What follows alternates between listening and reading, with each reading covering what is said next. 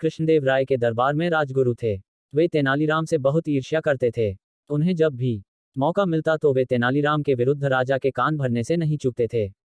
एक बार क्रोध में आकर राजा ने तेनालीराम को मृत्युदंड देने की घोषणा कर दी, परंतु अपनी विलक्षण बुद्धि और हाजिर जवाबी से तेनालीराम ने जीवन की रक्षा की। एक बार तेनालीराम ने राजा द्वारा दी जाने वाली मृत्युदंड की धमकी को हमेशा के लिए समाप्त करने की योजना बनाई। वे थट्टाचारी के पास गए और बोले, महाशय, एक सुंदर नर्तकी शहर में आई है।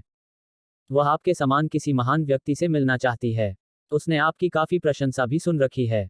आपको आज की रात उसके घर जाकर उससे अवश्य मिलना चाहिए, परंतु आपकी बदनामी न हो इसलिए उसने कहलवाया है कि आप उसके पास एक स्त्री के रूप में जाएगा। थट्टाचारी तेनालीराम की बातों से सहमत हो गए। इसके बाद तेनालीराम राजा के पास गए और वही सारी कहानी राजा को सुनाई। राजा की अनेक पत्नियां थीं तथा वे एक और नई पत्नी चाहते थे, अतः वे भी स्त्री के रूप में उस नर्तकी से मिलने के लिए तैयार हो गए। शाम होते ही तेनालीराम ने उस भवन की सारी बत्तियां बुझा दी जहां उसने राजगुरु और राजा को बुलाया था। स्त्री वेश में थट्टाचारी पहले पहुंचे और अंधेरे कक्ष में जाकर बैठ गए। वहीं प्रतीक्षा करते हुए उन्हें पायल की झनकार सुनाई दी। उन्होंने देखा कि एक स्त्री ने कमरे में प्रवेश किया है, परंतु अंधेरे के कारण वह उसका चेहरा ठीक से नहीं देख पाए।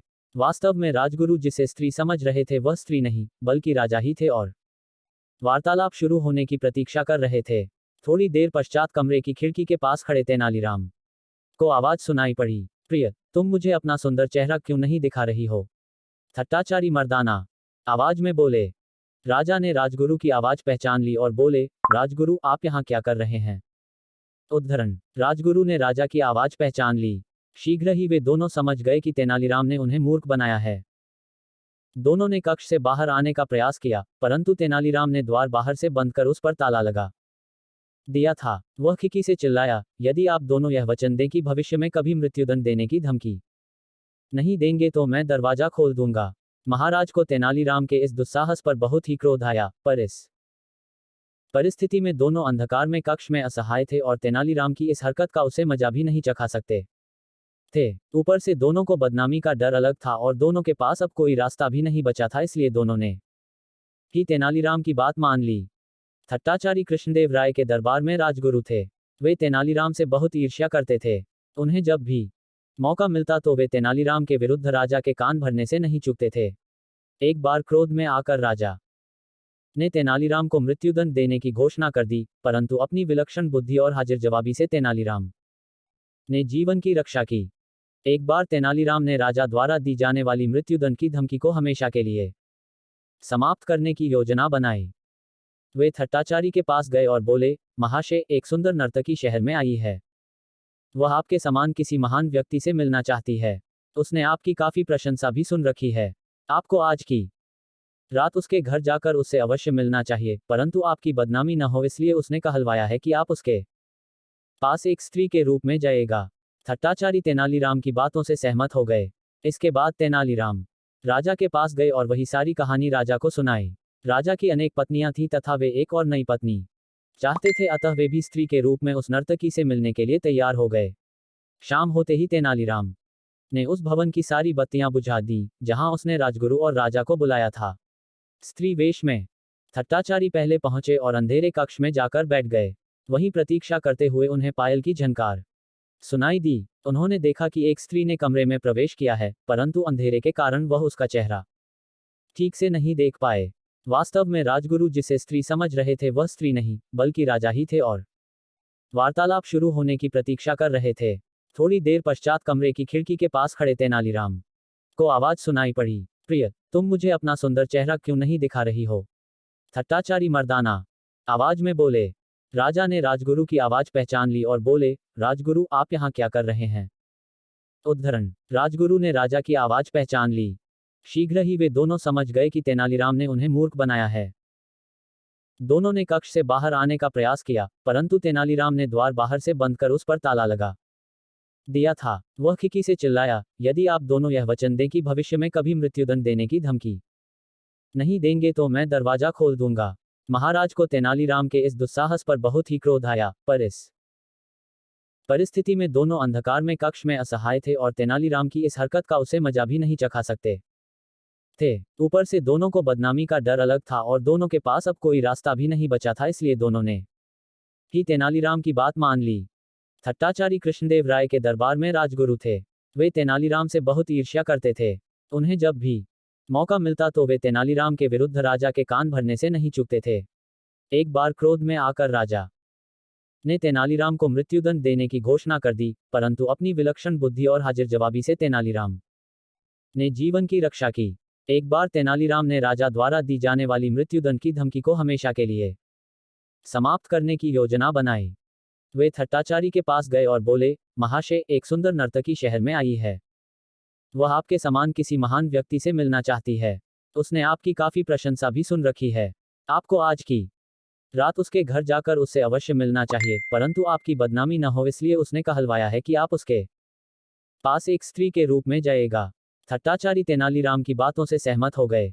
इसके बाद तेनालीराम राजा के पास गए और वही सारी कहानी राजा को सुनाई। राजा की अनेक पत्नियां थीं तथा वे एक और नई पत्नी चाहते थे, अतः वे भी स्त्री के रूप में उस नर्तकी से मिलने के लिए तैयार हो गए। शाम होते ही तेनालीराम ने उस भवन की सारी बत्तियां बुझा दी जहां उसने राजगुरु और राजा को बुलाया था। स्त्री वेश में थट्टाचारी पहले पहुंचे और अंधेरे कक्ष में जाकर बैठ गए। वहीं प्रतीक्षा करते हुए उन्हें पायल की झनकार सुनाई दी। उन्होंने देखा कि एक स्त्री ने कमरे में प्रवेश किया है, परंतु अंधेरे के कारण वह उसका चेहरा ठीक से नहीं देख पाए। वास्तव में राजगुरु जिसे स्त्री समझ रहे थे वह स्त्री नहीं बल्कि राजा ही थे और वार्तालाप शुरू होने की प्रतीक्षा कर रहे थे। थोड़ी देर पश्चात कमरे की खिड़की के पास खड़े तेनालीराम को आवाज सुनाई पड़ी, प्रिय, तुम मुझे अपना सुंदर चेहरा क्यों नहीं दिखा रही हो? थट्टाचारी मर्दाना आवाज में बोले। राजा ने राजगुरु की आवाज पहचान ली और बोले, राजगुरु, आप यहाँ क्या कर रहे हैं? उद्धरण। राजगुरु ने राजा की आवाज पहचान ली। शीघ्र ही वे दोनों समझ गए कि तेनालीराम ने उन्हें मूर्ख बनाया है। दोनों ने कक्ष से बाहर आने का प्रयास किया, परंतु तेनालीराम ने द्वार बाहर से बंद कर उस पर ताला लगा दिया था। वह खिकी से चिल्लाया, यदि आप दोनों यह वचन दें कि भविष्य में कभी मृत्युदंड देने की धमकी नहीं देंगे तो मैं दरवाजा खोल दूंगा। महाराज को तेनालीराम के इस दुस्साहस पर बहुत ही क्रोध आया, पर इस परिस्थिति में दोनों अंधकार में कक्ष में असहाय थे और तेनालीराम की इस हरकत का उसे मजा भी नहीं चखा सकते थे। ऊपर से दोनों को बदनामी का डर अलग था और दोनों के पास अब कोई रास्ता भी नहीं बचा था, इसलिए दोनों ने ही तेनालीराम की बात मान ली। थट्टाचारी कृष्णदेव राय के दरबार में राजगुरु थे। वे तेनालीराम से बहुत ईर्ष्या करते थे। उन्हें जब भी मौका मिलता तो वे तेनालीराम के विरुद्ध राजा के कान भरने से नहीं चूकते थे। एक बार क्रोध में आकर राजा ने तेनालीराम को मृत्युदंड देने की घोषणा कर दी, परंतु अपनी विलक्षण बुद्धि और हाजिर जवाबी से तेनालीराम ने जीवन की रक्षा की। एक बार तेनालीराम ने राजा द्वारा दी जाने वाली मृत्युदंड की धमकी को हमेशा के लिए समाप्त करने की योजना बनाई। वे थट्टाचारी के पास गए और बोले, महाशय, एक सुंदर नर्तकी शहर में आई है। वह आपके समान किसी महान व्यक्ति से मिलना चाहती है। उसने आपकी काफी प्रशंसा भी सुन रखी है। आपको आज की रात उसके घर जाकर उससे अवश्य मिलना चाहिए, परंतु आपकी बदनामी न हो इसलिए उसने कहलवाया है कि आप उसके पास एक स्त्री के रूप में जाएगा। थट्टाचारी तेनालीराम की बातों से सहमत हो गए। इसके बाद तेनालीराम राजा के पास गए और वही सारी कहानी राजा को सुनाई। राजा की अनेक पत्नियां थीं तथा वे एक और नई पत्नी चाहते थे, अतः वे भी स्त्री के रूप में उस नर्तकी से मिलने के लिए तैयार हो गए। शाम होते ही तेनालीराम ने उस भवन की सारी बत्तियां बुझा दी जहां उसने राजगुरु और राजा को बुलाया था। स्त्री वेश में थट्टाचारी पहले पहुंचे और अंधेरे कक्ष में जाकर बैठ गए। वहीं प्रतीक्षा करते हुए उन्हें पायल की झनकार सुनाई दी। उन्होंने देखा कि एक स्त्री ने कमरे में प्रवेश किया है, परंतु अंधेरे के कारण वह उसका चेहरा ठीक से नहीं देख पाए। वास्तव में राजगुरु जिसे स्त्री समझ रहे थे वह स्त्री नहीं बल्कि राजा ही थे और वार्तालाप शुरू होने की प्रतीक्षा कर रहे थे। थोड़ी देर पश्चात कमरे की खिड़की के पास खड़े तेनालीराम को आवाज सुनाई पड़ी, प्रिय, तुम मुझे अपना सुंदर चेहरा क्यों नहीं दिखा रही हो? थट्टाचारी मर्दाना आवाज में बोले। राजा ने राजगुरु की आवाज पहचान ली और बोले, राजगुरु, आप यहाँ क्या कर रहे हैं? उद्धरण। राजगुरु ने राजा की आवाज पहचान ली। शीघ्र ही वे दोनों समझ गए कि तेनालीराम ने उन्हें मूर्ख बनाया है। दोनों ने कक्ष से बाहर आने का प्रयास किया, परंतु तेनालीराम ने द्वार बाहर से बंद कर उस पर ताला लगा दिया था। वह खिकी से चिल्लाया, यदि आप दोनों यह वचन दें कि भविष्य में कभी मृत्युदंड देने की धमकी नहीं देंगे तो मैं दरवाजा खोल दूंगा।